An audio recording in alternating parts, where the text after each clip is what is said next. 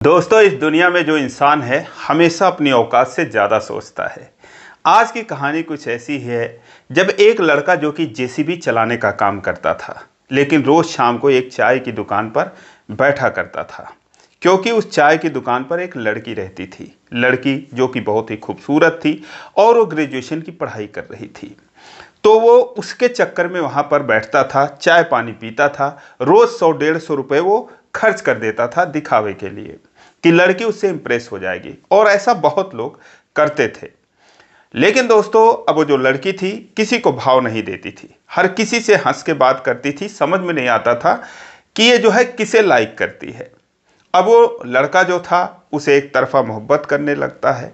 उसके चक्कर में दोस्तों वो लाखों रुपए खर्च भी कर देता है, उधार वगैरह दे देता है इंप्रेशन जमाने के लिए। लेकिन अब धीरे धीरे जैसे ही बात बनती नजर आती है दोस्तों, एक दिन ऐसा होता है कि जो है वो जेसीबी चलाने का काम करता था तो सरकारी काम भी करता था। यानी कि सरकारी जमीन पर अगर कोई निर्माण वगैरह हुआ रहता था तो उसको वो गिराने का भी काम करता था। और ये जो इसकी दुकान थी, लड़की की दुकान थी, उसकी माँ पिता चलाते थे, साथ में वो भी रहती थी। ये भी सरकारी जमीन पर ही बनी हुई थी। और एक दिन नोटिस आ जाता है कि इसको जो है खाली करो वरना तोड़ दिया जाएगा। और एक दिन फाइनली तोड़ने का आदेश हो जाता है। और इत्तेफाक से दोस्तों वही लड़का अपना बुलडोजर लेकर उसी के दुकान पर आता है और उसी के हाथ वो दुकान तोड़ने पड़ता है। अब ना चाहते हुए भी, सरकारी आदेश था, वो भी बंधा हुआ था नियमों में, तो इसीलिए दोस्तों ना चाहते हुए भी वो उसकी दुकान तोड़ देता है। और फिर दोस्तों जो भी रही सही उम्मीदें थी वो खत्म हो जाती हैं। लेकिन दोस्तों ये एक बहुत ही रोचक कहानी है। उसके बाद जो होता है बहुत ही शानदार कहानी। आइए जानते हैं पूरी कहानी इस वीडियो में। लेकिन वीडियो में आगे बढ़ने से पहले बस वही रिक्वेस्ट, वीडियो को लाइक कर दीजिए, चैनल को भी सब्सक्राइब कर लीजिए ताकि मेरा हौसला बढ़ता रहे। दोस्तों ये कहानी है मध्य प्रदेश के इंदौर की। उस लड़के का नाम राजकमल उर्फ राजू होता है। राजू की उम्र करीब 27-28 साल की थी। पिछले वो 5-6 सालों से जेसीबी चलाने का काम करता था। एक सरकारी ठेकेदार के अंडर में था और रोज सुबह 10 बजे वो अपने घर से निकलता था, शाम को 6 बजे अपने घर पे वापस आता था। उसके घर में भाई बहन माता पिता सारे लोग थे। लेकिन जब वो काम करके वापस आता था, रोज शाम को एक चाय की दुकान पर बैठता था। चाय के मालिक का नाम, दुकान के मालिक का नाम राम अवतार होता है, उनकी पत्नी मंजू, और उनकी एक बेटी होती है जिसका नाम राधा होता है। राधा ग्रेजुएशन की पढ़ाई कर रही थी। दोस्तों निहायत ही खूबसूरत वो लड़की थी। अब आमतौर पर अक्सर ऐसा देखा जाता है कि जहाँ पर दुकान पर अगर महिला है, कोई लड़की है, तो अक्सर कस्टमर वहाँ पर ज़्यादा आते हैं। तो इसीलिए उस दुकान पर भी, हालांकि दुकान जो था इतनी छोटी सी थी, ज़्यादा बड़ी थी नहीं, चाय समोसे और नमकीन बिस्किट यही सब की दुकान थी, तो फिर भी कस्टमर जो है इतने वहाँ पर आ जाते थे कि इनका गुजारा आराम से उसमें हो जाता था।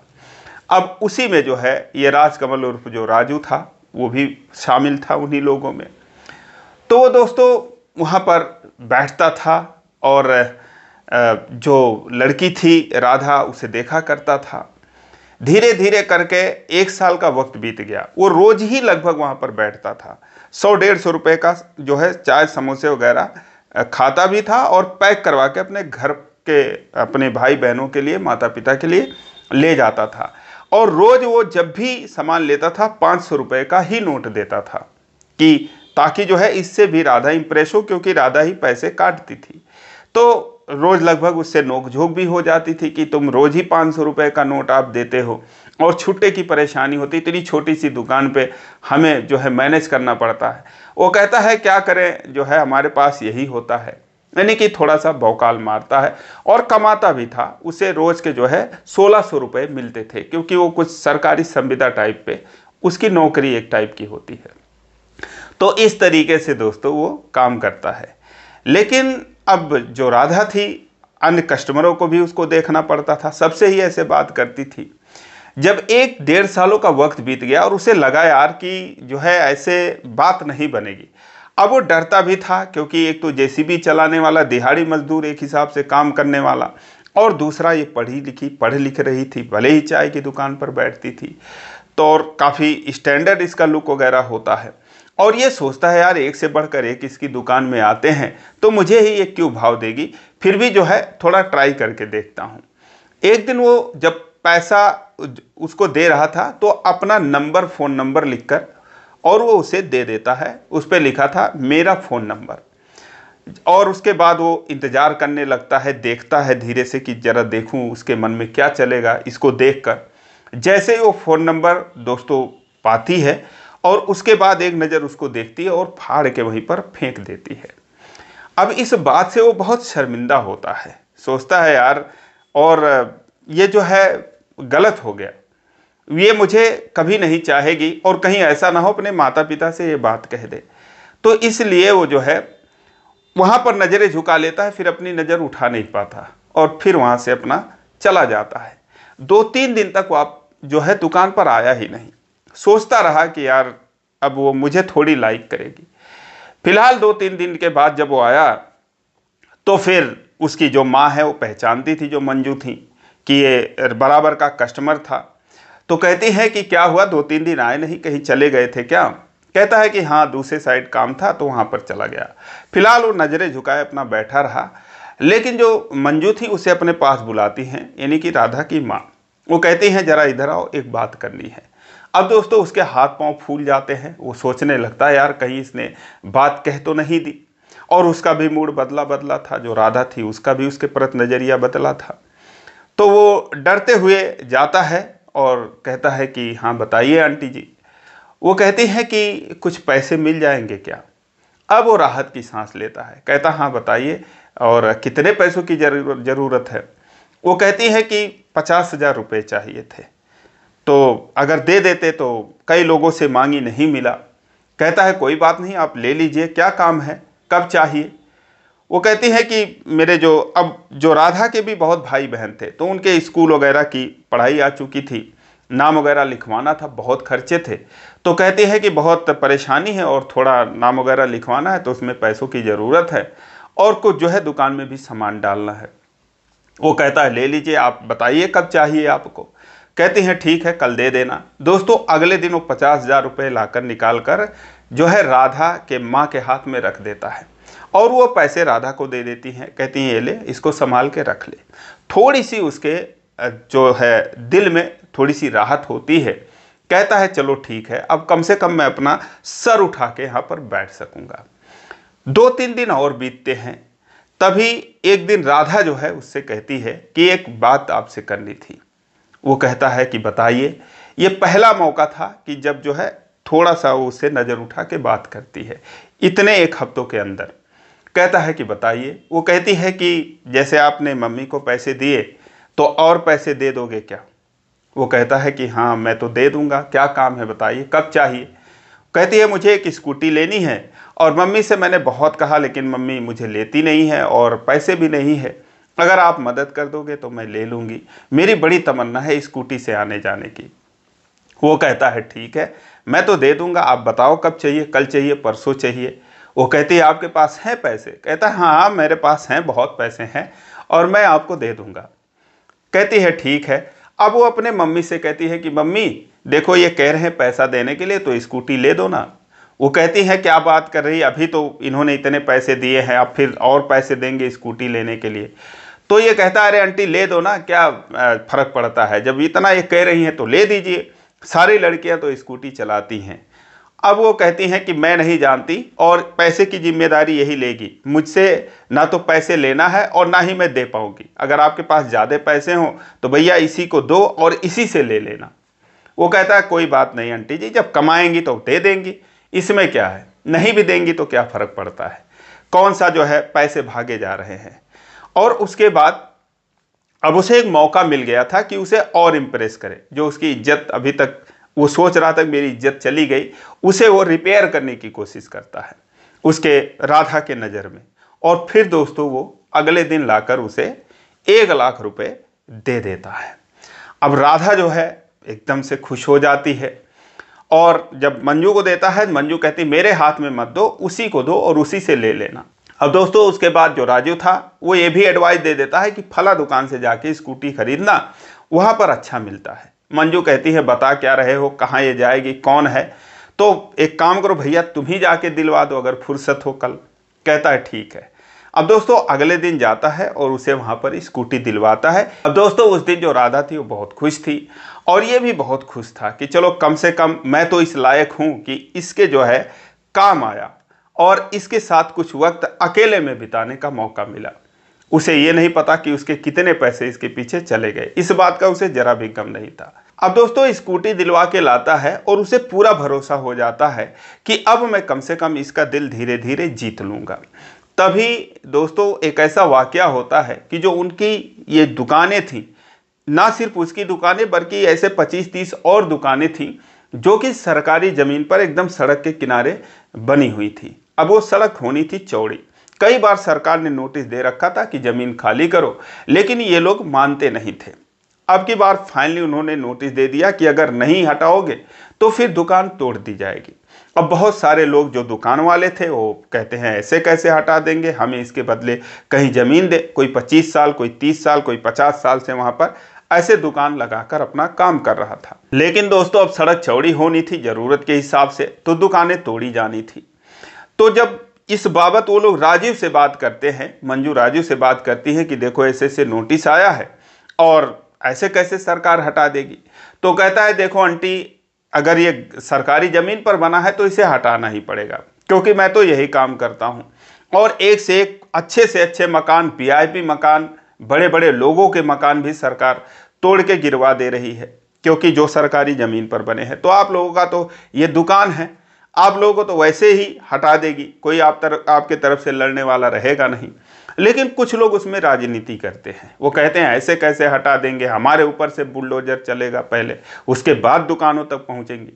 तो ये बात जब वो कहती हैं तो राजू कहता है कि देखो ये सब जो कह रहे हैं सिर्फ ये आप लोगों को बहका रहे हैं और गुमराह कर रहे हैं। सरकारी काम में अगर कोई बाधा डालेगा तो वो तो बच जाएंगे, लेकिन आप लोगों के ऊपर एफआईआर हो जाएगा, मुकदमा हो जाएगा, दुकान तो जाएगी ही जाएगी, सामान वगैरह भी टूट जाएगा, ऊपर से उल्टे केस में फंस जाओगे। तो किसी की बातों में मत आओ और कहीं और देख लो, अभी भी वक्त है, सामान खाली कर लो। ये बात दोस्तों इन लोगों को पसंद नहीं आती कि ऐसे ये हमारे फेवर में एक भी बात कर नहीं रहा है, सारा जो है सरकार की ही फेवर में बात कर रहा है।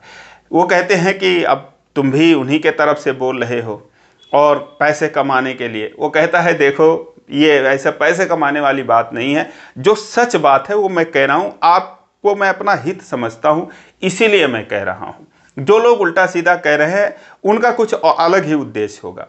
तो इसीलिए मैं तो यही कहूँगा कि समय रहते जो है यहाँ से आप लोग खाली कर दो। लेकिन दोस्तों ऐसा वो करते नहीं हैं, क्योंकि 2-4 लोग उसमें वास्तव में बहुत ही ज़्यादा राजनीति करते हैं। फिलहाल फाइनल वो डेट आ जाता है जिस दिन जो है वो झुग्गियाँ या वो जो दुकानें हैं वो हटाई जानी थी।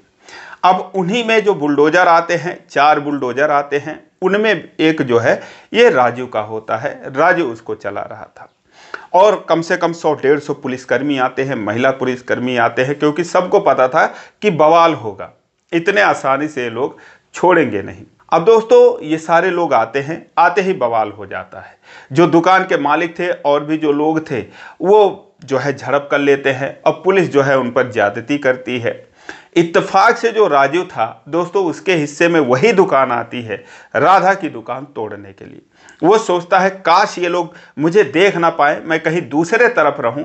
लेकिन दोस्तों अब सबके हिस्से में जो आता है तो जो सरकारी अधिकारी थे वो बता देते हैं तुम ये तोड़ो, तुम यहाँ से यहाँ काम करोगे, तुम यहाँ से यहाँ काम करोगे, 2 घंटे में सारा कुछ साफ कर देना है, चाहे कोई कितना भी विरोध करे। अब जब वो उसके दुकान के सामने आता है दोस्तों, राधा और उसकी माँ मंजू और राम अवतार, जिनकी तबीयत अक्सर खराब रहती है, तो वो जो है जब उसको देखते हैं तो ये हैरान हो जाते हैं और उससे कहते हैं कि कम से कम तुम तो सोचो, और तुम्हारा हमारा जो है इतनी पहचान है और तुम ही चले आए गिराने के लिए। दोस्तों वो रोने लगता है, वो कहता है मैं क्या करूं आंटी, अब जो है करना ही पड़ेगा। और मैं जो है ये मैं कह रहा था आप लोगों से, लेकिन ये मेरी बदकिस्मती है कि मुझे यहाँ पर आना पड़ा, लगना पड़ा। लेकिन दोस्तों अब इसी बीच में पथराव वगैरह हो जाता है। ये लोग मानने को तैयार नहीं थे, पुलिस के ऊपर जो ईंट पत्थर बरसाने लगते हैं और पुलिस जो है लाठी डंडे से अपना काम करती है और फोटो वीडियो भी बनाती है कि जो लोग इसमें अभियुक्त हैं उनके खिलाफ मामला दर्ज किया जाएगा। कुछ हो नहीं पाता। दोस्तों जो राधा थी वो रोती रह गई, मंजू रोती रह गई, और ये दोस्तों जो राजू था इसके भी आंखों में आंसू आ जाते। ये भी आखिरकार रो रो करके वो वही दुकान तोड़ देता है जिस पर वो 1-1.5 सालों से बैठा करता था। आखिरकार सब कुछ बराबर हो जाता, कोई कुछ कर नहीं पाता। शाम को पता चलता है कम से कम 20-25 लोगों के खिलाफ FIR हो गया है, जिसमें राम अवतार भी थे, मंजू भी थी और राधा जो थी वो भी थी। अब FIR हो गया तो सबको नोटिस मिलने लगा, सबके नाम चालान हो गया। अब ये लोग जमानतदार ढूंढने लगे, बहुत परेशानी हो गई। सरकारी काम में बाधा डालने का इन्हें फल भुगतना पड़ रहा था। फिलहाल जब 2-3 दिन बीत गए और इसे पता चला कि अच्छा इन लोगों के ऊपर भी FIR हो चुका है, तो ये जो है आता है उसके पास, मंजू के पास आता है और उनसे मुलाकात करता है। अब मंजू वगैरह जो है उससे बहुत बेरुखी से बात करती हैं। वो सोचता है बताओ यार, मैंने 1.5 लाख रुपए भी इनको दे दिया और मैं समझा रहा था सही, तो मैं ही बुरा बन गया। वो कहता है कि देखो ऐसा है कि आप लोगों के ऊपर जो आप लोगों का जो नाम है इसमें, और मैं चाहता हूँ कि ये नाम हट जाए, और मेरी इतनी पहचान है तो मैं उन लोगों से कहूँगा तो क्या पता आपका नाम काट दें। तो इसीलिए जो है अब आप आगे से और कहीं कुछ मत जाना, इसमें कोई उनके खिलाफ आवाज मत उठाना, कुछ मत करना, क्योंकि जो हो गया वो हो गया। लेकिन दोस्तों ये बात इनके समझ में आती नहीं है। वो लोग कहते हैं कि ऐसे कैसे भैया, चलो ठीक है आप अपनी नौकरी करो और हमें जो करना है वो हम करेंगे, हमें जो है किसी से कोई सलाह लेने की ज़रूरत नहीं है।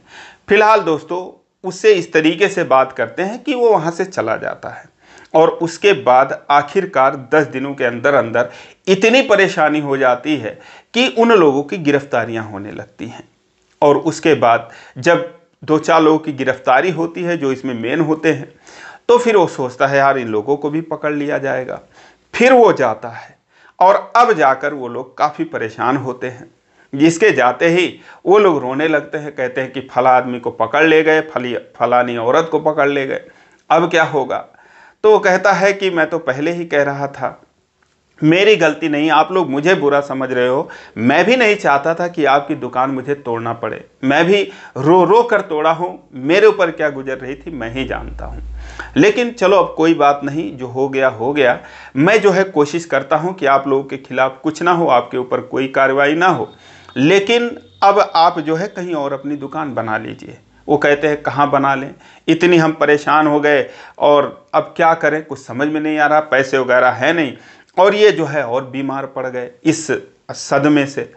तो कहता है कोई बात नहीं, जैसे मैंने इतनी मदद की है तो और आपको 1-1.5 लाख रुपए दे दूंगा, और आप जो है एक अच्छी सी ज़मीन वो देख लेता है, कहता है कि हमारे इलाके में है और चलो वहीं पर आप लोगों की दुकान बनवा देता हूँ, चाय समोसे और पकौड़े की दुकान बनवा देता हूँ। आराम से जो है जैसे यहाँ चलाते थे, सामान वगैरह सारा कुछ तो है ही, बस एक बनवाना है छोटा सा मकान और वहीं में खोल लेना। अब ये लोग दोस्तों जब उसकी बात सुनते हैं तो इनके आंखों में आंसू आ जाते हैं, सोचते हैं यार हम कितना इसे गलत समझ रहे थे। फिलहाल वो पैसे देता है और उनकी दुकान दूसरी जो है वो खुलवा देता है। दुकान खुलवाने के बाद अब दोस्तों उनकी दुकान वहाँ पर चलने लगती है। वो सोचता है कि चलो ठीक है, सब कुछ ठीक ठाक हो गया, और उनका नाम भी जो है सिफारिश करके कटवा देता है उस मुकदमे में से, उस कागजों में से जिनमें सबका नाम लिखा हुआ था। लेकिन अब इसी बीच एक और खबर आती है दोस्तों। मुंबई के एक रहने वाले थे, वो अपने बेटे के लिए बहू ढूंढ रहे थे, शादी के लिए लड़की ढूंढ रहे थे। उनकी नज़र जो है राधा पर पड़ती है, पहली नज़र में वो पसंद कर लेते हैं और कहते हैं कि ऐसा है बिना दहेज के हम शादी करने को तैयार हैं, और आपकी लड़की अगर हमारे घर में जाएगी तो हम तो धन्य हो जाएंगे। अब दोस्तों ये लोग हाँ कर देते हैं। उसके माता पिता कहते हैं इतना अच्छा रिश्ता कहाँ मिलेगा, और बिना दहेज के लोग शादी कर रहे हैं, तो ये तुरंत ही हाँ कर देते हैं। बातचीत हो जाती है दोस्तों, शादी की डेट पड़ जाती है।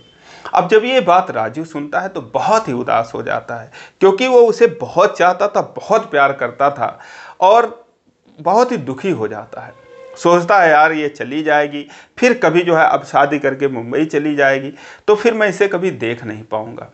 उसने अपने मन में पता नहीं क्या क्या हसरतें पाल रखी थी, लेकिन दोस्तों सब कुछ धराशायी हो जाता है। अब दोस्तों शादी की डेट पड़ने के बाद राधा जो है वो दिन भर उस लड़के से बात करती थी, वो उसे फ़ोन दे देता है और दोनों बातें करते थे। ये जो है बैठकर देखता रहता था, मुस्कुरा के बातें करती थी। इसके दिल पर क्या बीत रही थी दोस्तों, आप समझ सकते हैं। फिलहाल अब जैसे तैसे चलता रहा और शादी से 10-12 दिन पहले लड़के वाले सारे परिवार वाले जो कि मुंबई में रहते थे गांव आ जाते हैं कि चलो अब तो शादी करनी है और शादी करके बहू को मुंबई लाना है। लेकिन वो जब आते हैं अपने घर पे तो जो लड़का था और उसकी जो माँ थी, ये दोनों लोग सोचते हैं यार चाय की दुकान वो चलाती है, और लड़का जो है हमेशा फ़ोन में उससे चाय वाली कह के ही बात करता था। तो सोचते हैं चाय की दुकान चलाती है, कहीं ऐसा ना हो कि इनका चाल चलन बहुत गलत हो। तो इसीलिए वो एक हिसाब से जासूसी करने के लिए या रेकी करने के लिए उसके दुकान पर आते हैं। दुकान के सामने वाली दुकान पर, क्योंकि सड़क के दोनों तरफ दुकानें थी, वहाँ पर वो बैठकर 2 दिन कम से कम घंटे 2 घंटे तक जासूसी करते हैं कि ये कौन आता है और किस तरीके से बात करती है और क्या कपड़े पहनती है। इस तरीके से वो उसे देखते हैं। तो 2 दिन तक जब वो देख लिए, जासूसी कर लिए, तो जो लड़का था वो राधा से ये बात कहता है कि हम तो 2 दिन से तुम्हें देख रहे थे और तुम ही जो है इतना ऐसे लोअर टी शर्ट में रहती हो, ऐसे बात करती हो, दिन भर 10 लोग आते रहते हैं, कोई पीने वाला कोई खाने वाला, तो ये तो बहुत गलत बात है। तो इतने सालों से तुम कर रही हो तो फिर गलत ही कर रही हो। वो कहती है अच्छा, वो हैरान हो जाती है कि 2 दिन तक उसकी जासूसी की गई। वो कहती है कि जब इतना भरोसा नहीं है तो आप शादी मत कीजिए, आप क्यों कर रहे हैं शादी, मैं तो यही काम कर रही हूँ, मुझे सबसे हंसना बोलना पड़ता है। क्योंकि अगर दुकानदार जो है वो ऐसे ही, वो कभी किसी से जो नाराज़ होके तो बात भी नहीं कर सकता, तो मैं तो करती हूँ, ये तो सच बात है। अब दोस्तों वो कहता है कि फिर तो तुम पता नहीं क्या क्या करती होगी फिर जो है कस्टमरों को जो है ताकि वो खुश रहें। इस बात पे वो झल्ला जाती है, दोनों में तू मैं हो जाती है। वो कहती है जब तुम अभी ऐसा कह रहे हो और मुझे चाय वाली कह के तुम बात करते थे, मुझे तब भी बहुत बुरा लगता था। मैंने सोचा कोई बात नहीं, मैं चाय बेचती हूँ तो कोई दिक्कत नहीं, हालांकि मैं पढ़ती भी हूँ, ये बात तो तुम्हें दिखाई नहीं दिया। उसके बाद कहती है कि जब तुम ही ऐसा कह रहे हो, आज तक कोई कह नहीं पाया, हमारे ऊपर कोई उंगली नहीं उठा पाया, और तुम इस तरीके से बात कर रहे हो, तो इतना भरोसा नहीं है तो फिर सोच लो। वो कहता है सोचना क्या है, नहीं करनी मुझे तुमसे शादी। कहता है मत करो। अब दोस्तों उसके बाद वो जो है उसके माँ बाप को ये बातें बता देता है कि भाई मुझे तुम्हारी लड़की से शादी नहीं करनी है, वो हमसे बदतमीजी से बात कर रही थी। उसके माता पिता ये बात सुनते हैरान हो जाते हैं। मंजू देवी पूछती हैं कि ऐसे तू क्यों बात कर रही थी। वो कहती है मम्मी ऐसे ऐसे वो कह रहे थे। तो कहती हाँ तो क्या हुआ, कह रहे थे, तुझे नहीं बोलना चाहिए था ऐसे, अब शादी नहीं करेंगे तो क्या होगा। कहती है अब मैं क्या करूं, मुझे गुस्सा लगा तो मैंने बोल दिया। अब दोस्तों वो शादी कैंसिल हो गई और 1 हफ्ते बाद ही शादी थी। सब कुछ तय हो चुका था, सारा कुछ जो सट्टा वगैरह था वो बध चुका था, हलवाई वगैरह सब कुछ बच चुके थे, टेंट वगैरह।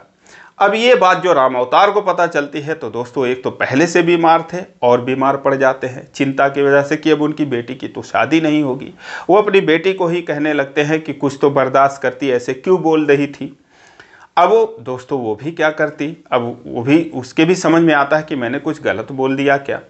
फिलहाल जब जो है राजू से ये बात मंजू कहती है कि बताओ ऐसे ऐसे शादी हुई तय हुई थी, इतना अच्छा रिश्ता था और इसने इस तरीके से बात करके सारा कुछ चौपट कर दिया।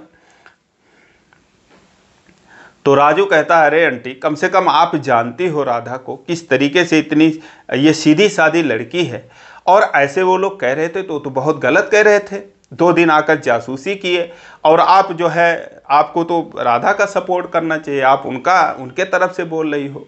वो कहते क्या करें, मजबूरी है, अब कहाँ फिर ऐसा लड़का मिलेगा, क्या होगा, यही सब बात करती हैं। कहती है बताओ इनकी हालत और ख़राब हो गई, कुछ हो जाएगा तो फिर कौन जिम्मेदार होगा। अब उसके बाद दोस्तों ये सारी बातें जब हो जाती है, राधा को लगता है यार कि ये मेरा सपोर्ट कर रहा है। फिलहाल जब वो पैसे देने गया तो कहती है कि एक काम करो, आप मुझे अपना नंबर दे दो। और दोस्तों जब वो सुनता है नंबर तो फटाफट लिख के दे देता है और उसके बाद घर चला जाता है। शाम को बात करती है, कहती है कल मुझसे मिल सकते हो क्या। कहता है कि हाँ बताइए कहाँ मिलना है। तो एक पार्क में जो है सुबह 8 बजे वो बुलाती है। अब राजू जो है सुबह नहा धोकर फटाफट बढ़िया से तैयार होकर 8 बजे पार्क में पहुंच जाता है राधा से मुलाकात होती है।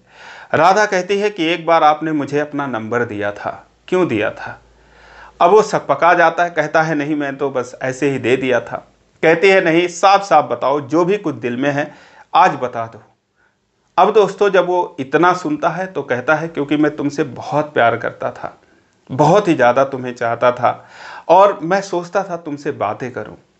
वो कहती है अच्छा, पहले करते थे अब नहीं करते? कहता है अभी भी करता हूं, बहुत ज़्यादा करता हूं। तो कहती है तो फिर मुझसे शादी करोगे? अब इतना सुनते ही दोस्तों उसके आंखों में आंसू आ जाते हैं और राधा के भी आंखों में आंसू आ जाते हैं। वो कहता है लेकिन ये तो मेरे लिए बहुत अच्छी बात है, लेकिन तुम तो मुझसे प्यार नहीं करती। वो कहती है कि हाँ ये सच है, मैं तुमसे प्यार नहीं करती, किसी से भी मैं प्यार नहीं करती, लेकिन कर लूँगी आपसे प्यार क्योंकि आप बहुत अच्छे हो और मुझे बहुत ही अच्छे लगते हो आप। वो कहता है कि ठीक है। कहती है लेकिन शादी जो है उसी डेट पर होनी चाहिए जिस डेट पर हमारी तय हुई थी, तो आप इंतज़ाम कर लोगे? वो कहता है कि आपके लिए एक हफ्ता तो बहुत टाइम है, अगर कल ही इंतज़ाम करना पड़ता तो मैं सारा इंतज़ाम कल ही कर लेता। बता नहीं सकता मैं तुमसे कितना प्यार करता हूँ, बहुत ही ज़्यादा। अब दोस्तों इतना सुनते ही वो उसके गले से लग जाती है और फूट फूट कर रोने लगती है। फिलहाल दोस्तों जो राजू था उसे समझाता है और कितना खुश होता है कि उसके खुशियों का कोई ठिकाना नहीं। फिलहाल वो कहती है ठीक है, मेरे मम्मी से भी आपको ही बात करना पड़ेगा। वो जाता है दुकान पे, कहता है ठीक है मैं तो कर लूँगा, किसी से भी बात करना पड़े। मंजू देवी से कहता है कि एक बात कहनी थी आंटी, बुरा मत मानना, मैं जो है राधा से शादी करना चाहता हूँ। अब दोस्तों मंजू कहती हैं कि बेटा हमें तो कोई एतराज़ नहीं है, मैं तो खुश हूँ, लेकिन ये बात आप जो है राधा से पूछ लो। राधा से कहता है कि आंटी आप ही पूछ लीजिए। पूछना क्या था, वो तो बात हो ही चुकी थी। दोस्तों फिलहाल बात बन जाती है, राम अवतार भी खुश हो जाते हैं और जो राजू के घर वाले थे माता पिता वो भी खुश हो जाते हैं कि एक सुंदर बहू, पढ़ी लिखी बहू उनके घर में आएगी। उसके बाद एक हफ्ते का दिन बचा था दोस्तों, ये दिल खोल कर पैसा खर्च करता है। कुछ पैसे ये दोस्तों से भी उधार ले लेता है और राधा के मनपसंद के गहने दिलवाता है, कपड़े दिलवाता है। अब दोनों मिलजुल कर शॉपिंग करते हैं और उसके बाद बहुत ही धूमधाम तरीके से, शायद मुंबई वाले लड़के से शादी होती तो बहुत ही साधारण तरीके से लोग करने की सोच रहे थे, पैसा नहीं था, लेकिन अब ये दोनों तरफ के पैसे लगाता है और बहुत ही धूमधाम तरीके से ये 17 जून 2025 को दोस्तों इनकी शादी होती है। और उसके बाद उसके खुशियों का कोई ठिकाना नहीं दोस्तों, राधा भी उसे पाकर बहुत खुश होती है। आज ये दोनों लोग बहुत ही खुश हैं, बहुत ही शानदार लाइफ बिता रहे हैं और दोनों ही परिवार के लोग काफ़ी खुश हैं। तो दोस्तों ये रही राधा और राजू की कहानी। क्या राधा ने मजबूरी में ऐसा फैसला लिया था? क्या उसके लिए राजू सही लड़का था या फिर कुछ और होना था? आप कमेंट में ज़रूर बताएं। इसी प्रकार की कहानियों के लिए इस चैनल को सब्सक्राइब करें। वीडियो को लाइक नहीं किया अभी तक तो लाइक कर दीजिए। फिर मिलेंगे अगले वीडियो में, तब तक के लिए जय हिंद।